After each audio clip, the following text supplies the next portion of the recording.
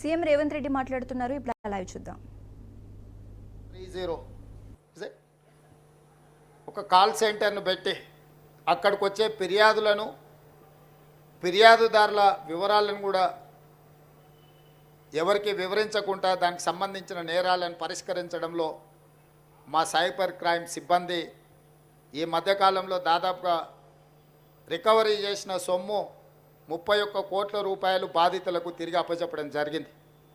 మనస్ఫూర్తిగా మా cyber crime డిపార్ట్మెంట్ని నేను అభినందిస్తున్నా. ఇంకా సమర్థవంతంగా మీరు మీ విధులు నిర్వహించాలి. ఎవరైతే నేరాలకు పాల్పడుతున్నారో ఎంతటి వారైనా ఏ రకమైన క్రైమ్ అయినా వదలడానికి వీల్లేదు. గతంలో ఐపీసీ సెక్షన్స్ ప్రకారం రేప్ అండ్ మర్డర్ని సీరియస్ క్రైమ్ కింద చూసేవాళ్ళం మనం. ఆ నేరాలకు ఎక్కువ శిక్షలు ఉండేటివి. ఐపీసీలో చాలా వరకు వాటికి సంబంధించిన వివరాలను పొందుపరిచింది. ఇప్పుడు గవర్నమెంట్ ఆఫ్ ఇండియా ఐపీసీ సెక్షన్స్ను కానీ ఐపీసీని కానీ సమూలమైన మార్పులు తీసుకొచ్చింది.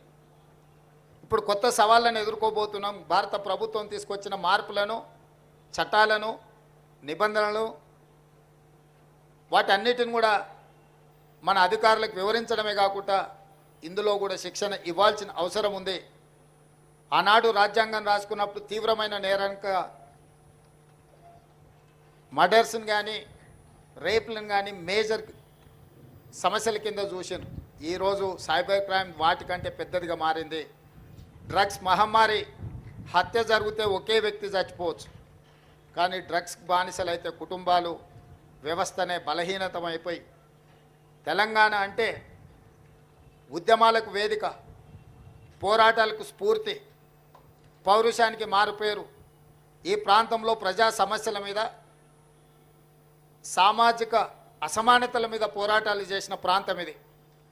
దురదృష్టవశాత్తు గత 10 సంవత్సరాల నిర్లక్ష్యం వల్ల ఈరోజు గల్లీ గల్లీలో గంజాయి దొరికే పరిస్థితి వచ్చింది.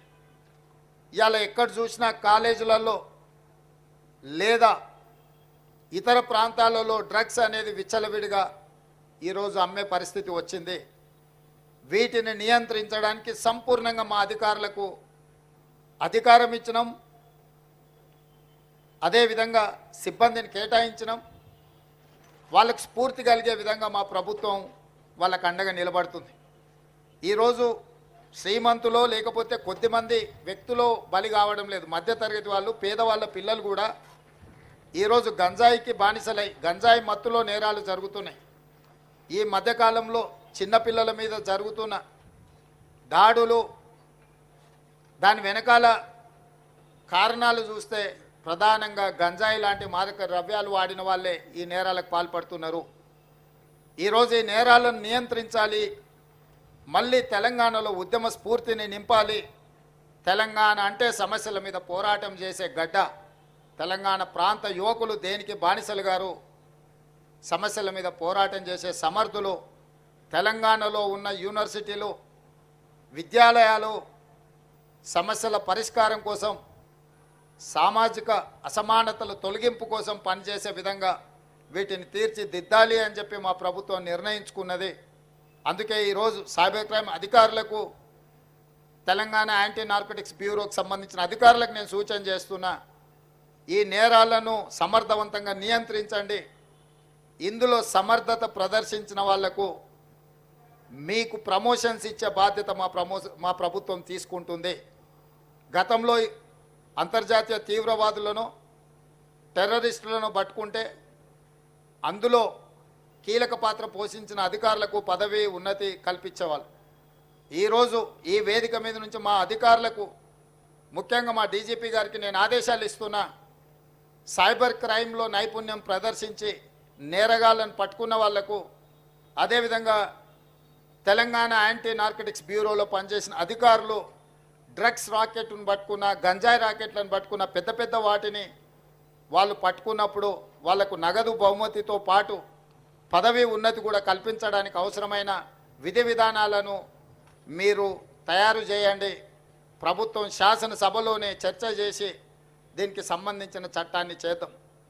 ఈరోజు మనం ఎదుర్కొంటున్న అత్యంత తీవ్రమైన సమస్య, మన సమాజాన్ని పట్టి పీడిస్తున్న సమస్య డ్రగ్స్, సైబర్ క్రైమ్. ఈ రెండింటి పట్ల ఈ నేరాలను నియంత్రించడానికి తెలంగాణ రాష్ట్ర ప్రభుత్వం నిరంతరం పనిచేస్తుంది. వీటిని నియంత్రించే క్రమంలో ఏ అధికారులు అయితే సమర్థవంతంగా పనిచేస్తారో ఆ అధికారులను ప్రోత్సహించి వెన్నుదట్టే బాధ్యత మా ప్రభుత్వం తీసుకుంటుంది. సమర్థవంతమైన అధికారులకు పదవీ ఉన్నతి ఇచ్చే బాధ్యత కూడా మా ప్రభుత్వం తీసుకుంటుంది. ఈ కార్యక్రమాన్ని ఏర్పాటు చేసిన మా అధికారులందరినీ, ఈ కార్యక్రమానికి హాజరైన మా మీడియా మిత్రులందరికీ కూడా మనస్ఫూర్తిగా అభినందనలు తెలియజేస్తున్నా. మా మీడియా మిత్రులకు ఒకటే విజ్ఞప్తి, రాజకీయ వివాదాల మీద మీరు పెడుతున్నంత దృష్టి మీ టీవీలలో, మీ పేపర్లలో సమాజాన్ని పట్టి పీడిస్తున్న సమస్యల మీద పెట్టాల్సినంత ఫోకస్ పెట్టలేరేమో నాకు అనిపిస్తుంది. దయచేసి సైబర్ నేరగాళ్లను పట్టుకునే విషయంలో కానీ, లేకపోతే డ్రగ్స్ మహమ్మారిని నియంత్రించే విషయంలో మా పోలీసులు చేపడుతున్న చర్యలకు మీ వైపు నుంచి కూడా సంపూర్ణంగా సహకారం ఉండాలి. మీరు ఈ తెలంగాణలో భాగస్వాములు, ఈ తెలంగాణ రాష్ట్ర సాధనలో మీడియా మిత్రులు అంతంత క్రియాశీలక పాత్ర పోషించారు. ఈరోజు మా అధికారులు చేపడుతున్న ఈ కార్యక్రమాలను మీరు పెద్ద ఎత్తున ప్రజలకు వివరించాలి. మొన్న మెగాస్టార్ చిరంజీవి గారు డ్రగ్స్ నియంత్రణలో తన వంతుగా ముందుకొచ్చి వారొక వీడియోని అద్భుతంగా తయారు చేసి మా డిపార్ట్మెంట్కి ఇచ్చిండ్రు. చిరంజీవి గారు లాంటి వాళ్ళు ముందుకొచ్చి తెలంగాణ, ఈ దేశంలో ఉన్న యువత డ్రగ్స్ మహమ్మారిన పడితే జరగబోయే నష్టాన్ని వారే ముందుకొచ్చి ఒక అవేర్నెస్ ప్రోగ్రాంలో వారు భాగస్వాములు అయినందుకు, ఆ విజువల్స్ మా కోసం ఇచ్చినందుకు చిరంజీవి గారిని మనస్ఫూర్తిగా నేను అభినందిస్తున్నా. సినిమా ఇండస్ట్రీలో ఉండే ప్రముఖులకు కూడా నా సూచన, మీ కొత్త సినిమాలు రిలీజ్ అయినప్పుడు టికెట్ ధరలు పెంచుకోవడానికి జీవోల కోసం ప్రభుత్వాల దగ్గరకు వస్తుండ్రు, కానీ సామాజిక సమస్య అయిన సైబర్ క్రైమ్, డ్రగ్స్ నియంత్రణలో మీరు మీ సామాజిక బాధ్యతను నెరవేర్చడం లేదు అని మా ప్రభుత్వం భావిస్తుంది. నేను మా అధికారులకు సూచన చేస్తున్నా, రేపు ఎవరైనా కొత్త సినిమా రిలీజ్ అవుతుంది, సినిమా ధరలు పెంచాలి అని ప్రభుత్వం దగ్గరికి అప్లికేషన్ వస్తే వాళ్ళు డ్రగ్స్ నియంత్రణ, సైబర్ క్రైమ్ నియంత్రణలో ఒక అద్భుతమైన వీడియో ఫుటేజ్ను ఆ సినిమాలో ఏ స్టార్స్ ఉన్నారో అదే స్టార్స్తో వాళ్ళు ఒక ప్రోగ్రాం మనకు చేసి ఇవ్వాలి. అది ప్రీ కండిషన్. నేను స్పష్టంగా మా అధికారులకు ఆదేశిస్తున్నాను, ఎంత పెద్దవాళ్ళు ఎవరొచ్చి మనల్ని రిక్వెస్ట్ చేసినా వాళ్ళు సైబర్ క్రైమ్కు సంబంధించి, డ్రగ్స్ నియంత్రణకు సంబంధించి ఆ సినిమాలో నటించిన తారాగణం, ఆ సినిమా ప్రొడ్యూసర్స్ 1.5-2 minutes నిడివిగల ఈ సమాజాన్ని పట్టి పీడిస్తున్న వీటికి వ్యతిరేకంగా వాళ్ళు మనకు వీడియో విజువల్స్ తీసుకొచ్చి ఇస్తేనే వాళ్ళకి ఏమైనా వెసులుబాటు, సౌలభ్యాలు ఇవ్వాలి. ఎందుకంటే సమాజం నుంచి ఎంతో వాళ్ళు తీసుకుంటున్నారు, సమాజానికి వాళ్ళు కొంతైనా ఇవ్వాలి, అది వాళ్ళ బాధ్యత. అట్లా కాకుండా మేము 100 కోట్లు పెట్టుబడి పెట్టిన మా సినిమాకు మేము టికెట్లు పెంచుకొని మేము సంపాదించుకుంటామన్న ఆలోచన ఏదైతుందో మంచిదే, మీ వ్యాపారం మంచిదే, కానీ సామాజిక బాధ్యత. డ్రగ్స్ నియంత్రించకపోతే, ఈ సైబర్ క్రైమ్లో నియంత్రించకపోతే ఈ సమాజమే నిర్వీర్యం అవుతుంది. ఈ సమాజాన్ని కాపాడాల్సిన బాధ్యత, ఈ సమాజానికి సహకరించాల్సిన బాధ్యత సినీ పరిశ్రమ మీద ఉన్నది. కాబట్టి ఎవరైతే ఏదైనా ఈ ప్రభుత్వం నుంచి ఏదైనా సహకారం కావాలి అని వస్తే వాళ్ళు సమాజానికి సహకరించాలి. ఇది ఒకటే మా ప్రీ కండిషన్. మా అధికారులకు కూడా నేను సూచన చేస్తున్నా. And at the same time మా సైబరాబాద్ కమిషనర్ అవినాష్ మహాంతి గారికి కూడా నా సూచన, ఎందుకంటే మ్యాక్సిమం సినిమా షూటింగ్స్ మీ ప్రాంతంలోనే అవుతాయి లేదా రాచకొండలో అవుతాయి. వాళ్ళు సినిమా షూటింగ్లకు పర్మిషన్కి వచ్చినప్పుడు మీరు ఈ రిక్వెస్ట్ను వాళ్ళ ముందు పెట్టండి. వాళ్ళు ఏమన్నా సినిమా తీసుకొని, కానీ ఆ సినిమాలో ఉన్న తారాగణంతో ఈ డ్రగ్స్ నియంత్రణ కోసం, సైబర్ క్రైమ్ నియంత్రణ కోసం 1.5-2 minutes నిడివి కలిగిన చిత్రాన్ని మనకు ఒకటి వాళ్ళు తయారు చేసి మనకి ఇవ్వాలి. అట్లా ఇచ్చిన వాళ్లకు ప్రత్యేకంగా రాష్ట్ర ప్రభుత్వం వెసులుబాటు కల్పిస్తుందని మీరు చెప్పాలి, వాళ్ళకు సూచన చెయ్యాలి అని చెప్తూ, రాష్ట్రంలో ఉండే అన్ని థియేటర్ల యజమానులకు కూడా నేను ఐఎన్పిఆర్ డిపార్ట్మెంట్కి ఈ వేదిక మీద నుంచి ఆదేశాలు ఇస్తున్నా. ప్రతి సినిమా థియేటర్లో తప్పకుండా సినిమా ప్రారంభానికంటే ముందు సైబర్ క్రైమ్కు సంబంధించి, డ్రగ్స్ నియంత్రణకు సంబంధించి న్యూస్ రీల్ల రూపంలో ఉచితంగా మీరు ప్రదర్శించాల్సిందే. అట్లా ప్రదర్శించిన థియేటర్లకే భవిష్యత్తులో అనుమతుల విషయంలో కానీ ఇతర విషయంలో కానీ ప్రభుత్వం సహకరిస్తుంది. నేను చిన్నగా ఉన్నప్పుడు ఎప్పుడు సినిమా థియేటర్కి వెళ్ళినా ప్రధానమంత్రులు ముఖ్యమంత్రుల విదేశీ పర్యటనలు లేకపోతే తీసుకున్న గొప్ప కార్యక్రమాలకు సంబంధించిన వాటిని చూపించేది. ఇప్పుడు ఆ సామాజిక బాధ్యత నుంచి సినిమా పరిశ్రమ సినిమా థియేటర్ల యజమానులు ముందుకు రావడం లేదు. వాళ్ళందరితో కూడా మీరు ఒక సమావేశాన్ని ఏర్పాటు చేసి INPR department, police department, fire safety department మీరు అందరు కలిసి థియేటర్ల యజమానులను సినీ పరిశ్రమకు సంబంధించిన ప్రముఖులను పిలిపించి ఒక ప్రోగ్రాం ఏర్పాటు చేసి వాళ్ళతో చర్చించి మన ప్రభుత్వం యొక్క ప్రతిపాదనను వాళ్ళకి వివరించి తర్వాత వాళ్ళతో నాకు ఒక సమావేశాన్ని ఏర్పాటు చేయండి. మన ప్రభుత్వం యొక్క ఆలోచనను విధానాన్ని వాళ్ళకి చెబుదాం, వాళ్ళ సహకారం తీసుకుందాం.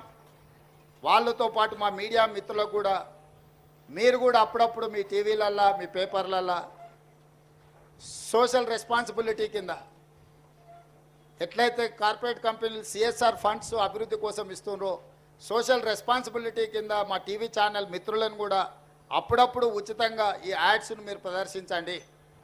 ఎందుకంటే ఇది ఎవరి కోసమో కాదు, సమాజం కోసం సామాజిక బాధ్యతతోని మనం చేపడుతున్న బాధ్యత. మన కోసమే కాదు, మన పిల్లలు వాళ్ళ భవిష్యత్ తరాల కోసం మనం చేస్తున్న ఒక కార్యక్రమం. అందుకే మీడియా మిత్రులను కూడా నా విజ్ఞప్తి, మీ టీవీ ఛానళ్ళల్లో కూడా ఈ ప్రముఖ సినీ తారలు తయారు చేసి ఇచ్చే సెలబ్రిటీస్, స్పోర్ట్స్లో ఉన్న వాళ్ళు కూడా ఎవరెవరైతే పివి సింధు కావచ్చు, సానియా మిర్జా కావచ్చు, ఇట్లా చాలామంది క్రీడాకారులు వాళ్ళందరి నుంచి కూడా ఇట్లాంటివి సపోర్ట్ తీసుకొని వాటిని టీవీలలో ఉచితంగా మీరు ప్రదర్శించాలని ప్రభుత్వం తరఫున విజ్ఞప్తి చేస్తున్నా. మీ అందరి సహకారం ఉండాలని. ఈ రాష్ట్రం సైబర్ క్రైమ్ కానీ డ్రగ్స్ కానీ ఈ రాష్ట్రంలో కాలు పెట్టాలంటే భయపడాలి. వెన్నులో చలి జ్వరం రావాలి. తెలంగాణ రాష్ట్రంలో కాలు పెట్టాలి అని అంటే ఇక్కడ కాలు పెడితే తిరిగి మళ్ళీ పోలేము అనే భయం వాళ్ళలో ఉండాలి. భయం కల్పించాల్సిన బాధ్యత మా పోలీస్ అధికారులదే. మా వాళ్ళు ఫ్రెండ్లీ పోలీసింగ్ అని అంటుంటారు. నేను కూడా ఒప్పుకుంటా, ఫ్రెండ్లీ పోలీసింగ్ ఎవరికి? బాధితులతోని ఫ్రెండ్లీగా ఉండండి, నేరగాళ్లతోని కాదు. ఫ్రెండ్లీ పోలీసింగ్ అనేది బాధితులు బాధతో పోలీస్ స్టేషన్కు ఫిర్యాదు చేసుకోవడానికి వచ్చినప్పుడు వాళ్లకు కొంత నమ్మకం కలిగించి వాళ్ళు ఏ సమస్య మీద వచ్చిందో కూర్చోబెట్టి మాట్లాడి బాధితులతో మాత్రమే ఫ్రెండ్లీ పోలీసింగ్ ఉండాలి. ఫ్రెండ్లీ పోలీసింగ్ అనే నెపంతో నేరగాళ్లతో కూడా మనం ఫ్రెండ్లీగా ఉండడం మొదలు పెడితే డిపార్ట్మెంట్ మీద ఉన్న నమ్మకం, విశ్వాసం సలగిల్లుతుంది. కాబట్టి ఫ్రెండ్లీ పోలీసింగ్లో కూడా మీరు ఈ రెండింటికి మధ్యలో ఉన్న వ్యత్యాసాన్ని గుర్తించి అధికారులు కూడా ముందుకు వెళ్ళాలి అని సూచన చేస్తూ మీ అందరి దగ్గర సెలవు తీసుకుంటున్న. ధన్యవాదాలు మిత్రులారా. ధన్యవాదాలు సార్. ఇప్పుడు సైబర్ సెక్యూరిటీ బ్యూరో మరియు టీ న్యాప్ తరఫు నుంచి గవర్నర్ ముఖ్యమంత్రి గారికి జ్ఞాపిక బహుకరణ. అనేక ధన్యవాదాలు సార్. ఈరోజు ప్రభుత్వం యొక్క లక్ష్యాలని సుస్పష్టంగా మీరు అందరికీ తెలియజేశారు. సిఎస్ఆర్ మాదిరిగా ఎంఎస్ఆర్, మీడియా సోషల్ రెస్పాన్సిబిలిటీ అనే కొత్త ఒరవడికి ఈరోజు మీరు నాంది పలికారు. సినిమాటోగ్రఫీ అనే సబ్జెక్టు హోమ్ సెక్రటరీ గారి పరిధిలో ఉంటుంది కాబట్టి ఈరోజు తమరి సూచనల్ని మా హోమ్ సెక్రటరీ గారు కూడా విన్నారు. త్వరలో తమరితో ఆమోదం తీసుకున్న తర్వాత సినిమా ఇండస్ట్రీ పట్ల ఏ విధంగా చేయాలి అనే దాన్ని ఆదేశాలు జారీ చేస్తారు. ధన్యవాదాలు సార్. జై హింద్.